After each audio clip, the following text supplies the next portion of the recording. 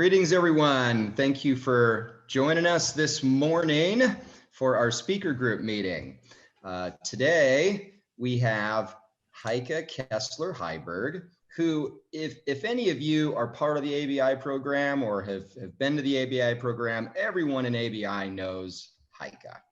Heike is an associate professor at the San Diego Community College District's Continuing Education's ABI program, the Acquired Brain Injury Program, and she's taught at this program since 1989. She's also a member of the San Diego Brain Injury Foundation's Board of Directors. So we are so happy to have Heike here today as an expert on the ABI program to talk to us about the Acquired Brain Injury Program and the awesome free classes that they have for brain injury survivors. It's a great resource to our community. You know, I know at the San Diego Brain Injury Foundation, we are probably daily referring people to the ABI program. So many folks in our community have been through the ABI program. I hear nothing but phenomenal, life-changing stories, related to things that people have learned in ABI on their journey to recovery after brain injuries. So thank you so much for joining us today, Heike, and we'll let you take things from here. And Heike will be sharing her screen and going through a bit of a presentation with everybody this morning. So thank you for spending your Saturday with us, Heike. We appreciate it. Thanks for giving me this opportunity to speak to everybody and also via the recording.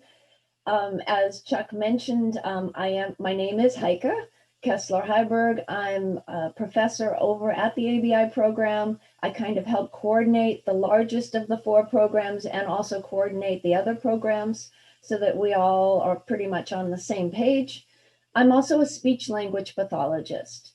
So I've worked in the field of brain injury pretty much my entire career. And I always like to say I've worked in almost every setting that there is. That means home health, ICU, inpatient, outpatient, day treatment, private practice, residential, adult day health. Pretty much and now finally in this sort of academic setting since 1989, which has been by far my favorite job ever. And that's why I'm still there. And that's why so many of the other teachers, as many of you know, are still there after all these years. And as Chuck said, if you do think of a question, you can certainly put it in the chat and I'll try to address it at the end. I hope that in the course of the presentation, the PowerPoint, all the questions will get answered, but I'm happy to talk to all of you at the end. So here we go. I'll go ahead and press screen share and hope that everything works because you know how that goes. All right. Can everybody see the screen? What says Acquired Brain Injury Programs? Yes, but we can't say so. Okay, but thank you for unmuting and doing that. Great.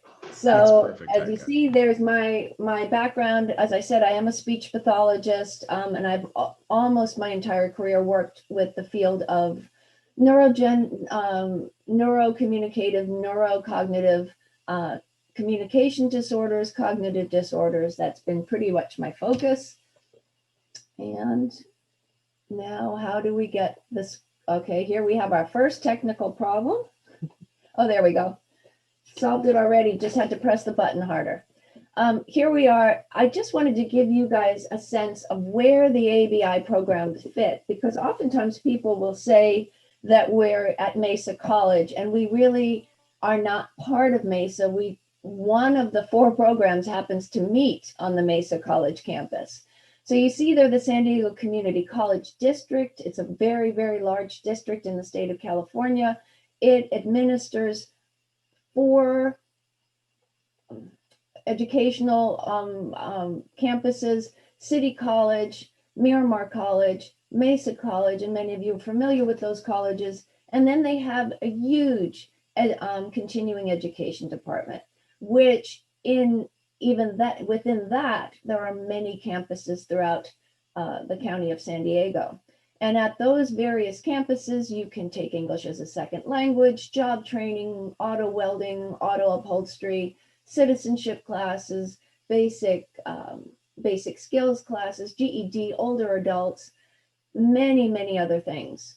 And in fact, I think the district now has started even offering 2-year certificate programs. There's many things going on at these campuses, but one of the things are the 4 ABI programs. 3 of these take place at CE Mesa, which is a building of continuing ed. That's what the CE stands for. Happens to be on the Mesa campus. Even though we're not officially part of Mesa, we are part of the San Diego Community College District. And that would be ABI AM, ABI PM program, the Wednesday night program. There's another ABI program that takes place at another campus in South San Diego called the ECC campus, and I'll talk about that as well. All of the programs are non-fee, which means they are free, which is a great thing. Obviously, taxpayer funded through the state of California, because the state of California is committed, their community college system is committed to lifelong learning. And support of people in that endeavor. So they are free. They are also non-credit, because they are continuing ed. These particular classes, there's no credit, which means you don't have to worry about grades or anything like that. And they are designed to help adults with recovery from brain trauma, strokes, which includes aneurysms, brain tumors, brain infections, and anoxia. Anoxic events would be things like lack of oxygen to the brain because of maybe a heart attack, or strangling, suffocation, something like that. The brain infections can include anything from onset of meningitis, encephalitis, again, things along those lines.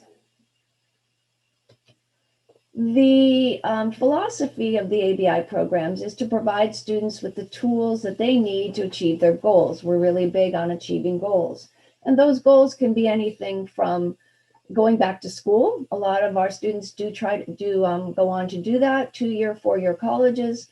But many of the others want to just get more active in their community and volunteer.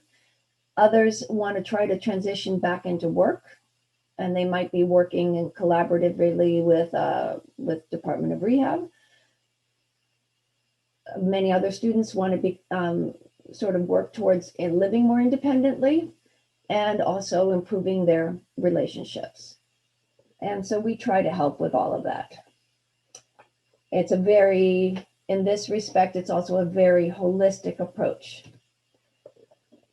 So our focus is on improving insight and awareness, so people have a better awareness and insight into the nature and the extent of their changes since their injury, integrating their strengths, developing strategies. I mean, that word, you must hear it 50 times a day in the classes.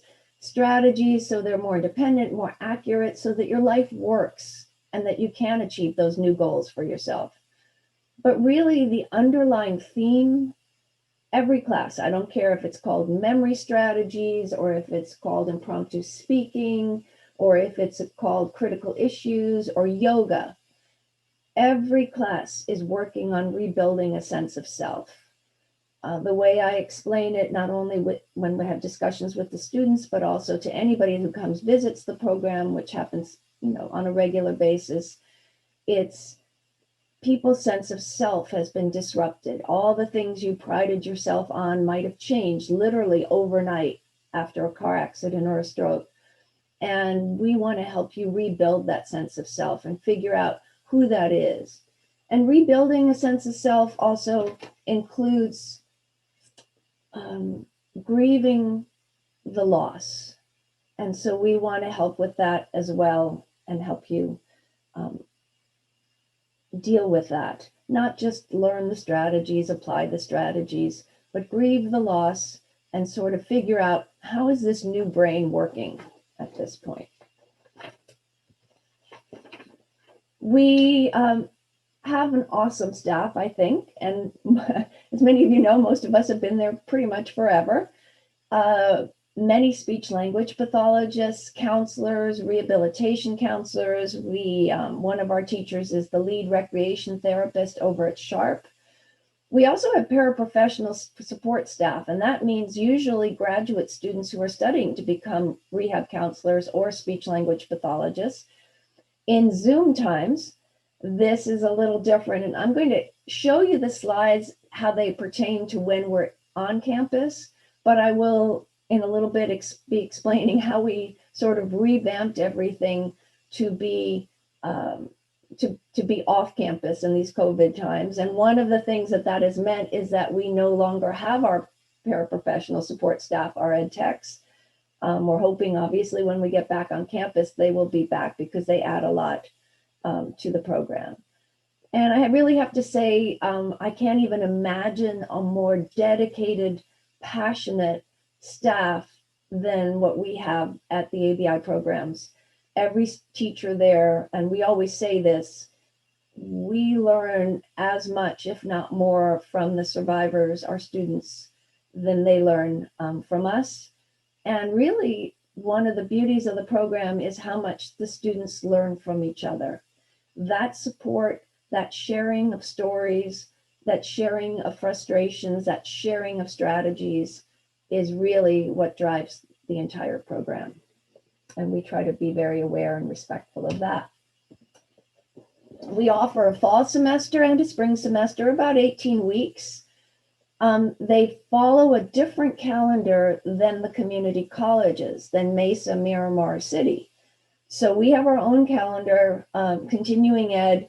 So our dates are a little different. For instance, most colleges will end by Christmas. They'll end their fall semester, right? And they go on winter break.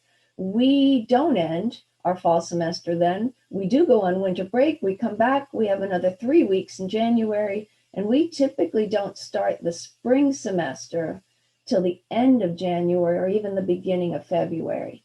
So our calendar, as I said, is different in continuing ed. Okay. Curriculum. Cognitive retraining for sure. Many of the same types of exercises and discussions that discussions about strategies and practicing of strategies that you would have in a therapy session, one-on-one. We focus a lot on communication skills, word finding, thought organization, reading, writing. There is a huge component of psychosocial support. You'll see when you see some of the class titles, many of them revolve around that kind of a thing, dealing with the anger, with the frustration, with the grief, with the loss, and all those kinds of issues. Other classes are more focused on being able to advocate for yourself, speak up for yourself in an assertive, dignified way, get your needs met in the community with your doctors, for instance. That is another focus. We do address some academic skills, again, in terms of the reading and the writing, most significantly. Coping skills for sure, especially managing stress, so that, and anger and anxiety, those types of things. Creativity is also addressed in various classes, and some vocational and avocational exploration, meaning possibly going back to work, interviewing skills, resume writing, but also volunteering in the community and being supported in doing that and sharing your experiences doing that. So when we look at the 4 programs, you see there is ABI in the afternoon, ABI in the morning. It's like ABI all the time.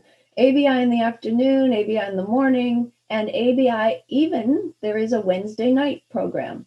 And they're all a little bit different teachers, but they all do meet on the continuing education Mesa campus, except in Zoom times where we will be coming to you live, usually from our kitchens, our living rooms, or our bedrooms. There is also another ABI program that is housed at the Educational Cultural Complex campus, which is a continuing ed campus in the southern part of the city, of the county. So I'm going to go through the 4 programs, just real basically. Before I get started, I should probably let you know that these slides, again, refer to in campus, on campus, in classroom, the way we do things. Let me tell you a little bit first. I'll actually backtrack to the other slide of how we do things in COVID times. That was a massive reorganization, as you can well imagine, when everything just shut down in, like I said, it was mid-March. And we have been told that by the district that we will not be going back on campus until, if all goes well, it would be till September 2021. So next year, September. In the meantime, we finally figured everything out, finally figured out a reliable way to get a hold of our students. Teachers all had to do some massive learning, a very steep learning curve to adapt everything to Zoom classes. And that's pretty much how we do things. We do Zoom with our students daily, just like when we met with them on campus. We screen share our handouts. We have document cameras. We can show 3D models of, actually, I don't know if I can't do that with you. I'll do it maybe a little bit at the end to kind of, I can show my brain models and so forth, my pipe cleaner neurons. And we do that. We do some small group breakout sessions within the context of the Zoom class. We rely heavily on communicating with our students by email. This goes for all 4 programs. So students really do end up learning how to check their email every day. Some teachers send out handouts via email that students can either save or print out. Some don't. It depends on the class. Obviously, for yoga, that's not an issue. And we provide our Zoom links basically through those emails and keep in touch with our students that way. Our students participate on laptops, desktops, tablets, cell phones. Sometimes we can see them, sometimes we can just hear them, but they are there. And actually they're right now in record numbers. I guess there's not much else to do during COVID times. And for many students, this has worked out great because they had so much trouble with getting to classes. Some students used to travel 2 hours one way, and that's how dedicated our students are just to get to class.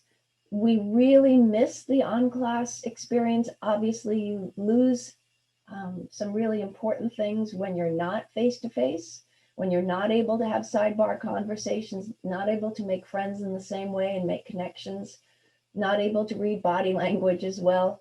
But on the other hand, we recognize how helpful this has been, at least for some portion of our student population. So it is likely that we are going to keep some type of Zoom component even when we go back on campus in September. ABIPM, the big one. This is the biggest program by far of the 4. And it runs Monday through Thursdays, 3 hours a day, 12:30 to 3:30. Students don't have to come every day. About 50% of them do, 4 days a week. We kind of recommend that if that's possible. But some students, because they're doing other things, they have therapy appointments, they sometimes have jobs, they sometimes have other schooling, like at Miramar or Mesa, they only attend like Monday and Wednesdays or Tuesdays and Thursdays, something like that. In the COVID Zoom times, this class is now starting at 1 o'clock instead of at 12:30, because we also recognize how difficult it is for people. That's another issue with Zoom sometimes, is staring at a screen. So we really, in all the programs, tell all of our students, you take breaks as you need to, you get up and go, whatever you need. You know, some students are wearing special computer glasses.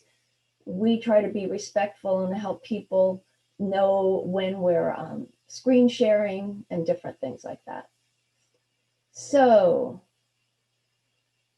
we meet on the largest community college campus setting, obviously at Mesa campus. We just happen to meet there. We're not part of Mesa. And we have about 120 to 165 students on our roster enrolled. But on a given day, 55 to 75 attend.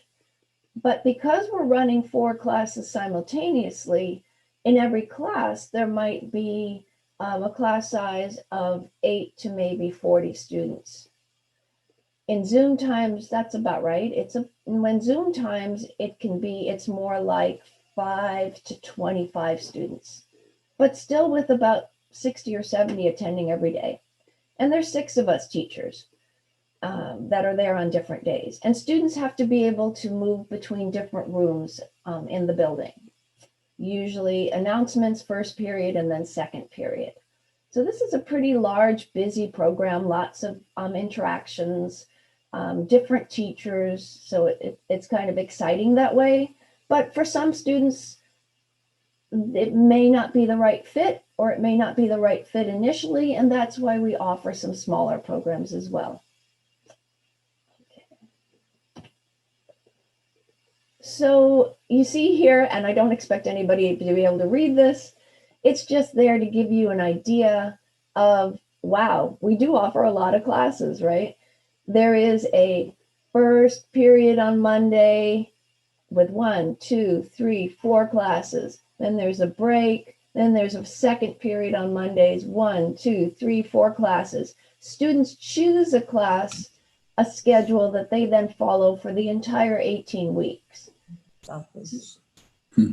So student A might be in book club on Mondays 1st, memories Monday 2nd. They might be in cognitive communication Tuesday 1st, and anger management Tuesday 2nd. These aren't current classes, so these titles change all the time. Then Wednesdays, they may be in yoga and critical issues 2nd. And then Thursdays, they may be in personal development with Mia, and then expressive writing with Margaret 2nd. That might be student A. Student B would have a completely different schedule. So that's the ABI afternoon program. Monday through Thursday meets about 3 hours a day. Even in Zoom times, we're meeting from 1 to 3:30. But we do spend a lot of time with students individually, even outside of class and via email. There is also a morning program, ABIAM, and it is also housed in the same place. It runs Monday through Fridays, generally from 9 to 12. And for some reason that's not on here, but I will have to add that. But in COVID times, it's more like 10 to 12. And it is a very, obviously, again, we're at Mesa. 20 to 40 students are enrolled on the roster, but on a given day, 15 to 25 attend. They also have they have multiple instructors, but on a given day, you only see one. So, for instance, Monday, Lori Contreras teaches, Tuesday, Julie teaches, it goes like that. So you're in a single classroom all day long with that one teacher, that teacher having a different emphasis. So the classes are more topical. And you can, again, attend all 5 mornings, or you can just attend selected of those 5 part-time. Let me see, I'll go to the next slide. And here's a sample schedule there. You see there's a different teacher. Monday is Lori's day. She focuses a lot on community activities, volunteering, things like that. Mia is a Tuesday person. She will focus on psychosocial type issues. So will Joanne on Thursday, Friday. Fridays tend to be very student driven, where the students are presenting topics or projects. And then finally, Wednesday, Julie Giminaro Hoffman is a speech pathologist, and she focuses a lot on academic skills and cognitive skills, as you would expect from a speech pathologist.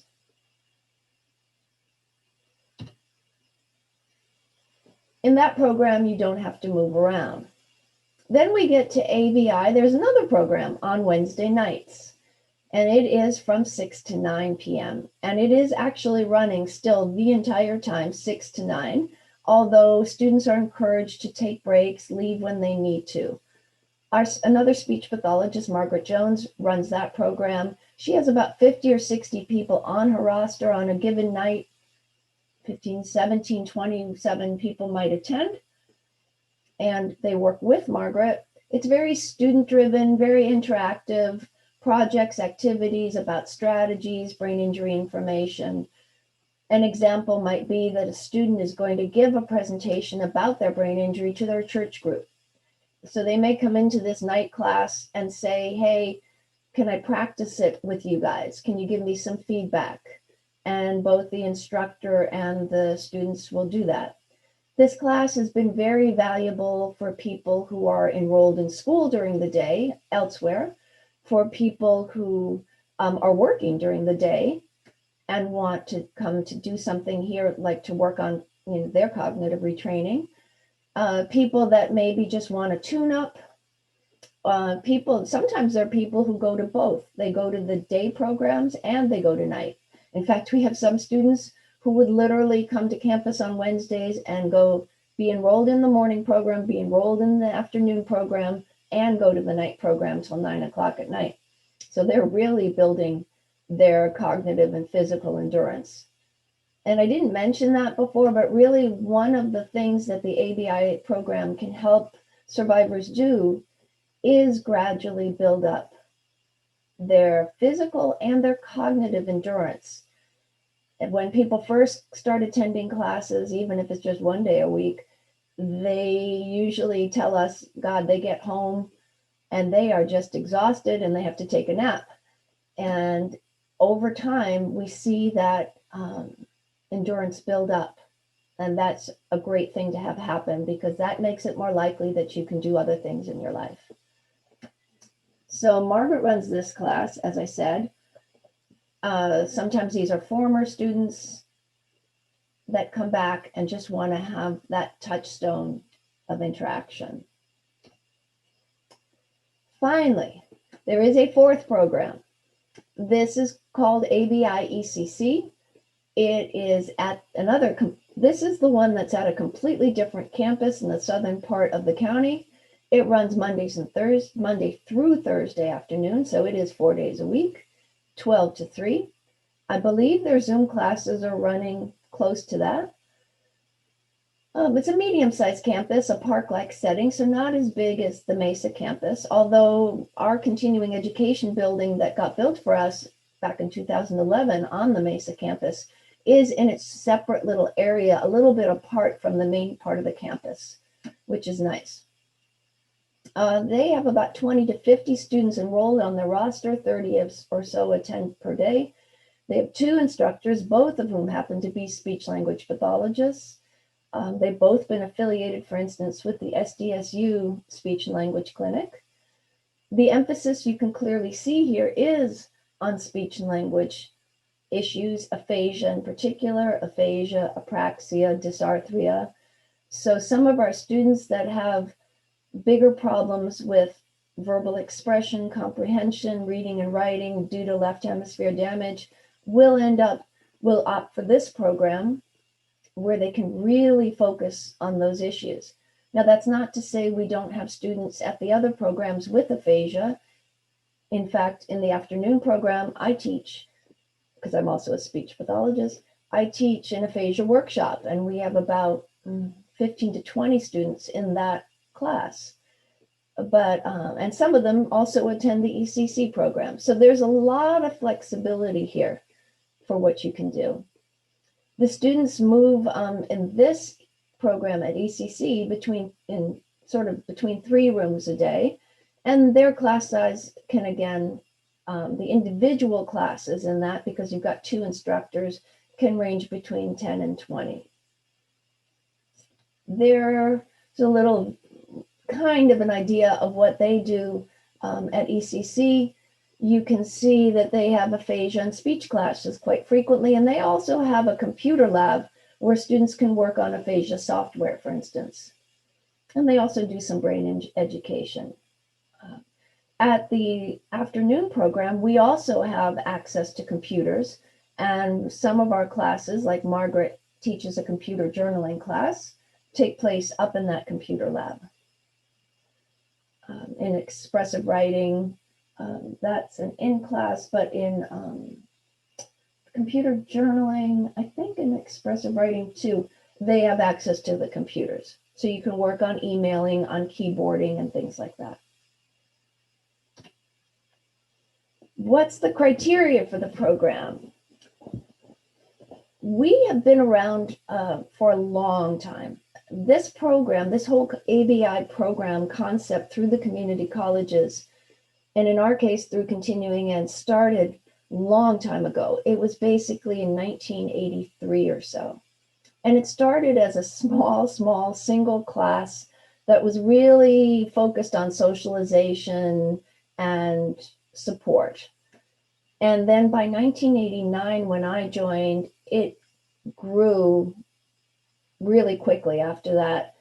We had 2 teachers, and it adopted sort of this cognitive retraining aspect to it.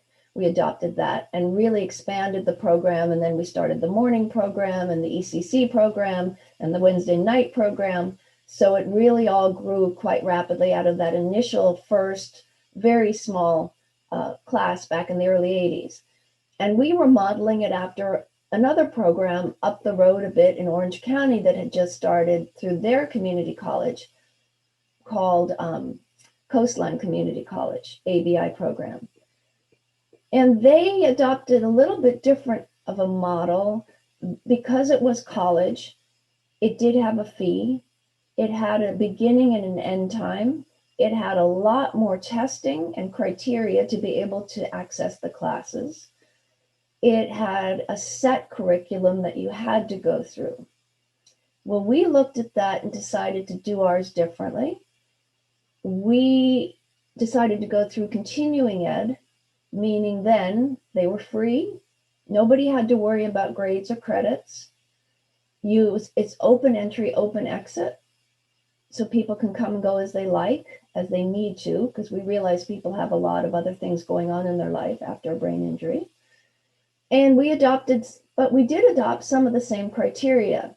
We don't do any kind of big testing, but we do require medical documentation of an acquired brain injury after the age of 13. And one of the reasons we use that as a criteria is because in every single class, we talk about what was it like before the injury and what's it like after. And if you were hit by a car, let's say at age 5, you don't usually go around at age 6 thinking, oh, but when I was 4, I used to be able to do this. So a lot of the discussion centers around what was lost, what's different now. And that's why we say the injury has to have occurred after the age of 13. We can only take people from the ages of 18 and up because prior to 18, you are most likely being served in the school system. People need to have appropriate behavior for a campus setting. Obviously, we're on very large college campuses. They have to be able to get to and from campus, which is now not a big issue. Now you just have to be able to get to your computer. And they have to obviously be independent because we don't have the staff to help with toileting or moving from room to room. And people have to not be at a wander risk because again, we just don't have the staff to go find people. The enrollment, the way that happens is through our counselors.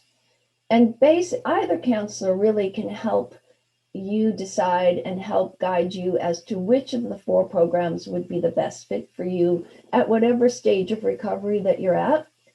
Brandy Bass handles all the 3 programs that meet at CE Mesa. That's morning, afternoon, and Wednesday night. She can be reached. The best way to reach people nowadays, I don't even know if the phone numbers are working at this point, is to do it by email. So bbass@sdccd.edu stands for San Diego Community College District. And then Kim Salerno is the one that handles a lot of the admits down at ECC. K Salerno at sdccd.edu. So what happens at these, what we call intake interviews, I'm going to go, is nowadays what happens is you would email the counselor to set up a Zoom appointment. They would meet with you over Zoom. You would also need to complete an application that they send you. You need to provide some kind of medical documentation saying, yes, this person has had an acquired brain injury. And if you remember a few slides ago, I talked about strokes and trauma and tumor. We do not, and our classes really aren't designed to take people that were born with different neurological impairments or difficulties. So no, people that have these things from birth or developmental issues. Our classes aren't designed for that. We're also not designed for progressive neurological diseases, such as MS, multiple sclerosis, or ALS, Parkinson's, Alzheimer's. So we typically try to help, if we ever get calls along those lines, try to help them find other resources in the community. We are very much designed for adults that have had a sudden change in their life because of a stroke, a tumor, a trauma, a brain infection, along those lines.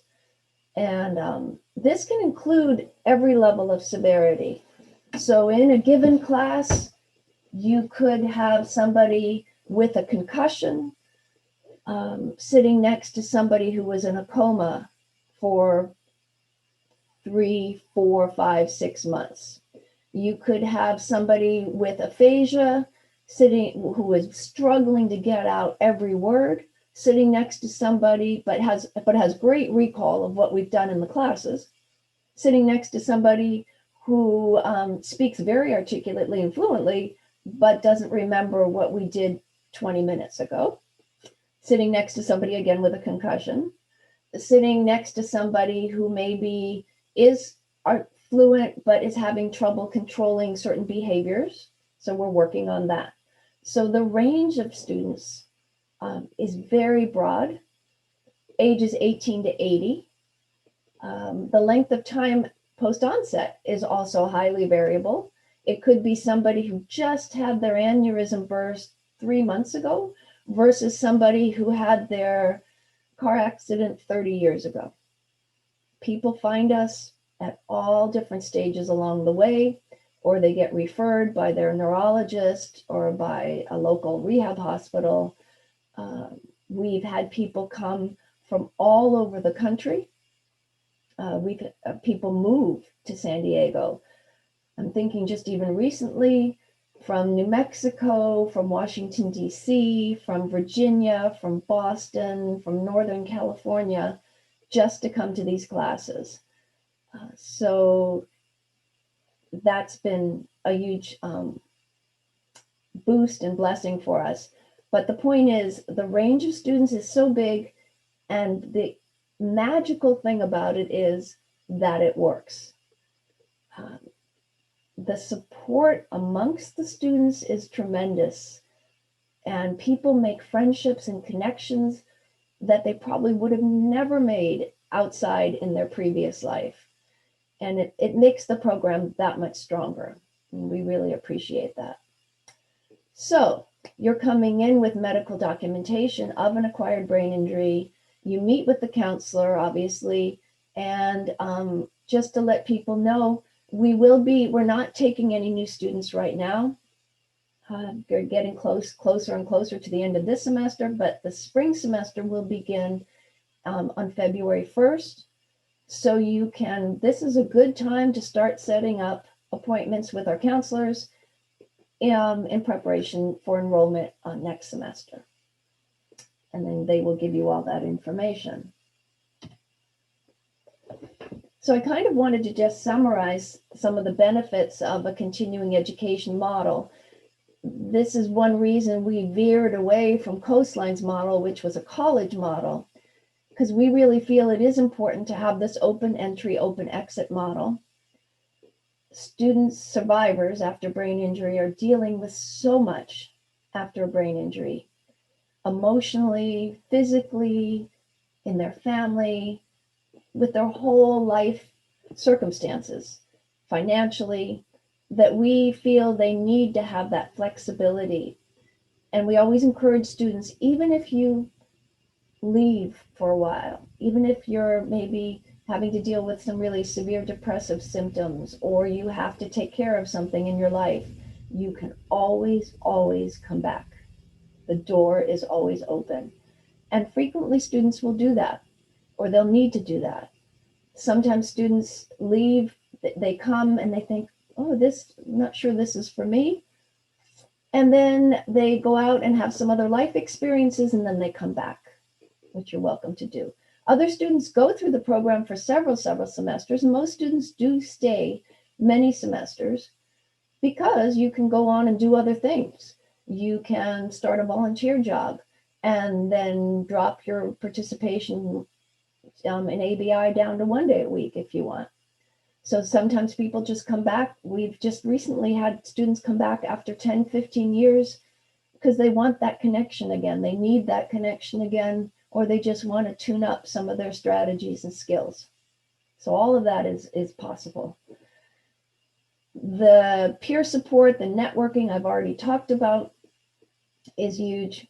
There's no performance pressure, no grades. We have a lot of flexibility, unlike a college model. Within our classes or individual class titles, you can shift around. You can go to, a class for 3 weeks and say, no, it's not quite what I wanted. I'd rather move to a different class. The focus is always on your awareness, your advocacy, your adjustment. It's very student-centered. The way we come up with these class titles, there was no book, there was no manual. This has been 30 years of painstaking work on the part of the teachers and the students, taking ideas mainly from the students of what they feel they needed and what they wanted and turning them into curriculum. So we've taught things like book club and brain anatomy and memory strategies and sexuality after brain injury, which is one of those things that never gets addressed. We've incorporated yoga, which can be adopted to any disability, a creative recovery. I'm just saying some of our class titles right now. Assertion skills.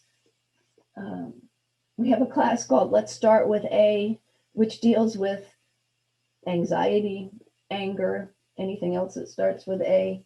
I keep joking with our teacher, she needs to start a new class that's called Let's End with Z, but we can't figure out what the Z would stand for.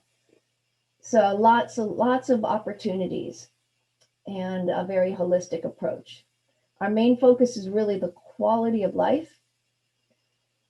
We've talked about, people say, well, have you done any longitudinal studies to show how these programs benefit brain injury survivors? And honestly, we've tried a couple of times, but the amount of staffing and time that would take, that's just not something that the district can afford to reimburse us for. And really, it's not a question of just doing a before and after test. It's all about quality of life. And that's where I really feel we've made a difference. I have some quotes here. Just realizing there's a place where I feel comfortable and accepted here at ABI has been awesome. I'm happier, more functional, and working again. Why ABI? Being an ABI safe environment, and I stress that quite a bit, that word. It's a safe, secure place where people will respect confidentiality, where they will support you. So a safe environment with fellow survivors was a life-changing experience. I learned time management skills, listening skills, anger management, self-awareness, memory study skills, and most importantly, career counseling. This woman actually went on to become a nurse. Has helped me increase my volunteer opportunities. So sometimes, as I'm winding this up, I say to students, if you're going to have a brain injury, San Diego's a pretty good place to do it, because we really don't know of any other program in the country that follows this model through continuing ed. Most of the other community college districts in California, there's about 112 of them. Only 5 of those 112 even have continuing ed under the community colleges. Most other parts of the country, other parts of California, have continuing ed under the K through 12 system, like you're a senior and you want to take watercolor classes and you go to your local high school at night and do watercolor. But we're under the community colleges, which I feel sort of elevates and reinforces our mission of lifelong learning.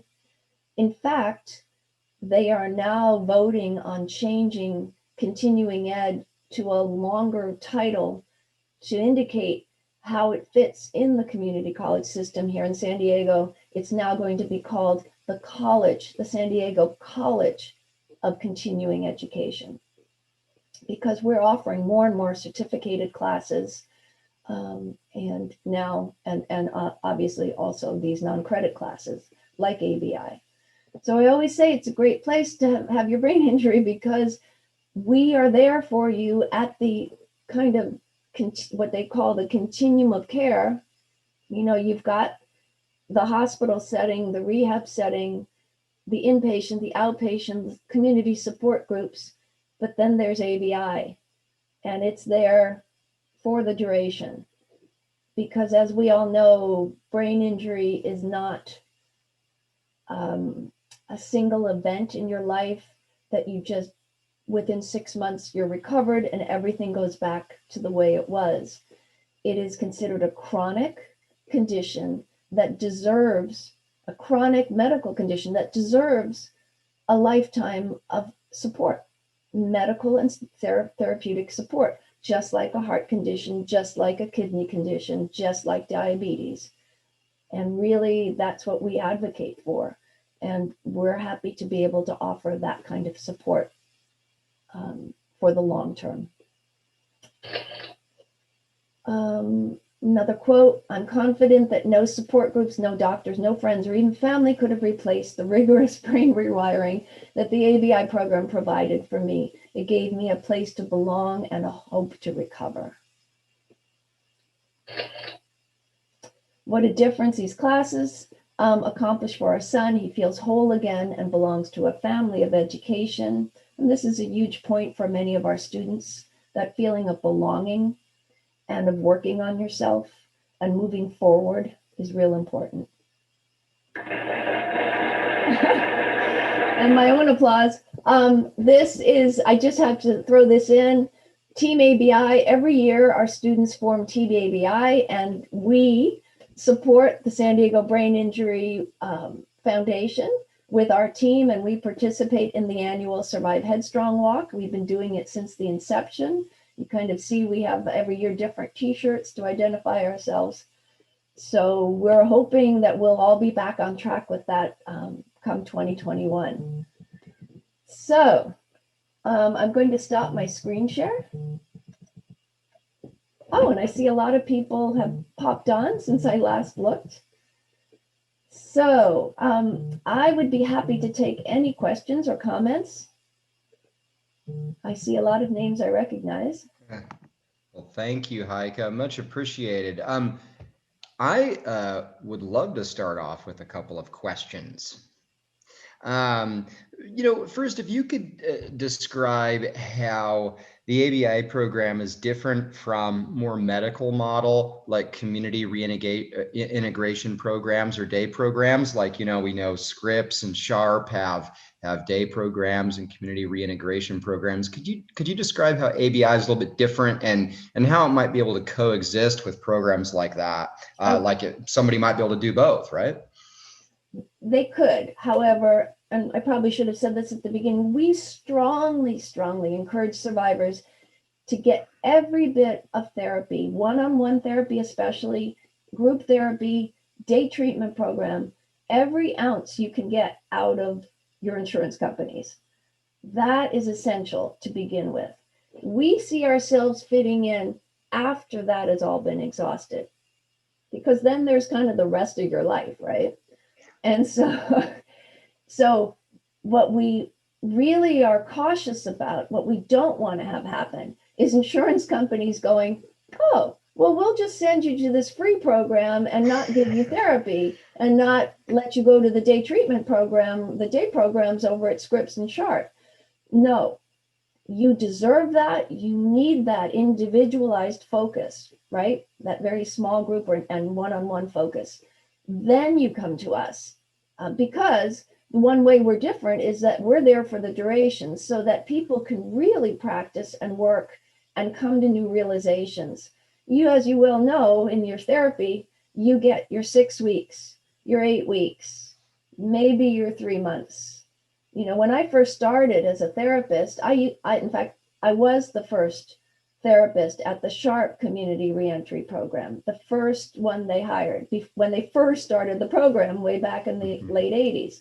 I remember they came into the speech pathology department and said, who would like to try this new concept of this 6 hours a day, small group, individual therapy for brain injury survivors? And I was at the time, the only one who raised my hand.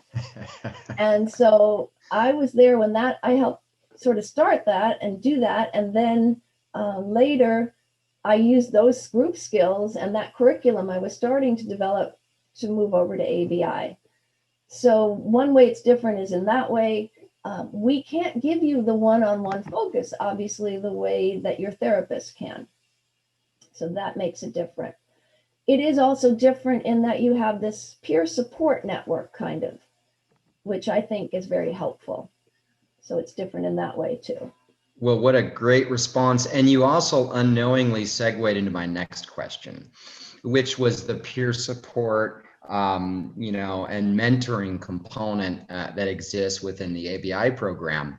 It's so needed, right? And I've definitely talked to survivors who, are mentors to others within the ABI program. How does that work during these virtual times and COVID-19 times? How are you all accomplishing the peer mentoring and support component? We actually, in the ABI afternoon class, we have a class, surprisingly enough, called peer support. And those are like our ambassadors. And they even have the word peer support next to their name on their Zoom screen. When we're in class, they actually wear a lanyard. And they go to this class to learn listening skills, empathetic listening skills. And they are the people that will buddy up with new students when they come on board. So they get assigned new students. They're there that if students see them, they know, oh, we can ask them a question or have them relay a message. And they know to alert the teachers when there are serious issues going on. So we have that. And then the students also do get together socially outside of class, many of them. And we really encourage that. We make announcements about that on a routine basis.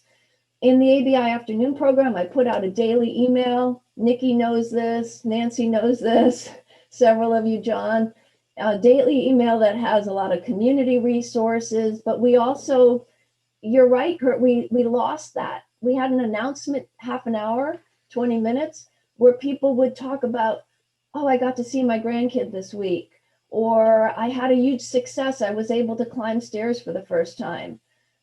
And that might not be appropriate to say that like in the middle of a brain anatomy class, right? So we had that, and now we're doing that via email primarily. Mm-hmm. So we will announce things like that, or people will share what they did on the weekend or their Halloween costume, and I'll post pictures about it. We also open our Zoom rooms early. Many of the teachers do, maybe not all, so that students can still sort of chit chat a bit and get caught up. Thank you for that response.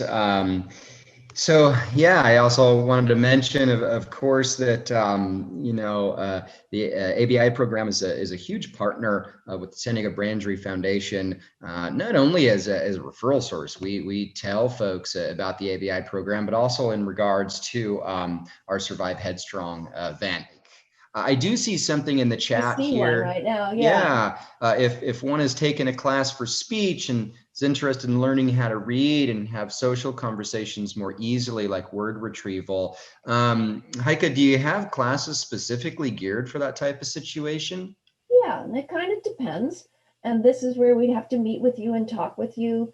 But if you had a very significant, let's say, aphasia, really struggling to find your words, we may suggest the ECC program. We may suggest the ABI afternoon program. one of those classes then would be aphasia workshop that we would say would be a great class to take. If you are just having, almost everybody after brain injury has word finding problems to some degree. So if you have word finding problems and you're also having trouble in social conversations and sort of organizing your thoughts and being as fluent as you want, then there are classes in the ABI afternoon program for sure. There's one called impromptu speaking that works on exactly that, where you give small speeches to your peers. And the other thing I should say is in all our classes, we don't force anybody to do anything. So in the writing classes that work on, written expression, and people sometimes are writing stories or they're writing journal entries, you don't have to share those if you don't want to. You don't have to give a speech. And if you want to spend the first semester just listening to other people's speeches, you don't have to do it. So there's a great deal of flexibility that you wouldn't normally find in an ordinary academic classroom. The other thing I should say too is, and you probably have gotten this impression, all our programs and our teachers, we go way beyond the walls of a classroom or the squares on a Zoom screen. I mean, we help our students with everything. That's why we call it holistic. We help our students generate questions for the physician. We help them read their medical reports. We help them get MTS access. We advocate with them with their physicians. We advocate with their various therapists. We help them if they have food insufficiency. We're constantly referring and directing and meeting with students and writing letters on their behalf. So it's more than just you come into class and you leave like most classes. Well, you all are incredible. I am such a huge advocate of the ABI program. Well, we are the foundation too, because the referrals go both ways. Of course. Yeah. Well, we all work together, right? Yeah. Question.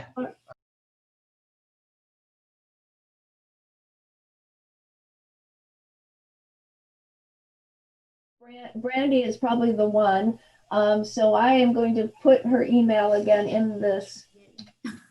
So it's bbass@sdccd.edu. I just put it in the chat.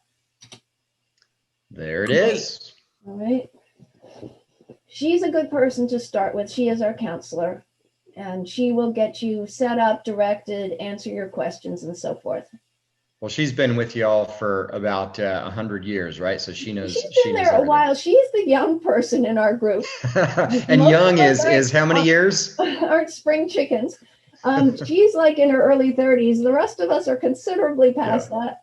No, but I mean, young with the program. How long has she been with the ABI program? She's the youngest with the program. I think she's been there since, oh my goodness, I don't even know. She started as an ed tech and then finished her degree. So 2011, I can't track time anymore. It's just all a blur to me. I've been in the program since '89. Mia and Margaret actually started in the earlier version of the program in the early '80s, then left and came back in the early '90s. All of our teachers have been there over 20 years, easy. Yeah, it's incredible. I've sat in on some classes, as you know, with the ABI program, and I was just blown away by the longevity of staff with the program. It's just so much knowledge that it's you all a great have team there. in every one of the even at ECC and so forth. It's a lot of teamwork. We're very blessed. Yeah. Well, I hope everyone has a good weekend and a good week next week. Take care of yourselves during these times. It's so important for everybody. These are tough times for everybody, and we hope we can have more in-person connections sometime next year. But it's so important to take care of yourselves during these times. Be good to yourselves. So I appreciate everybody being here today. This video will also be available on our website and YouTube channel, the SDBIF, if you're on YouTube. And you're welcome to share this with folks, right? I mean, you may have some folks that say, what is this? If you're going to the program, what is this program you're going to, right? And you know, it's like, I describe the ABI program to people all the time, but there's nothing like, you know, hearing it directly from someone like Heike and going through that presentation, giving people a video link. I think that'll be extremely helpful and descriptive for folks who you think might benefit from the program. Yeah. All right, final thoughts, Heike? I just want to say thank you for everybody attended. A lot of our students also come to the SDBIF presentations, and I kind of told them, you guys are the expert on the program, so I don't expect to see you there, but I'm very happy to see some familiar faces and some new faces. Everybody's welcome, and I appreciate this opportunity, Kurt.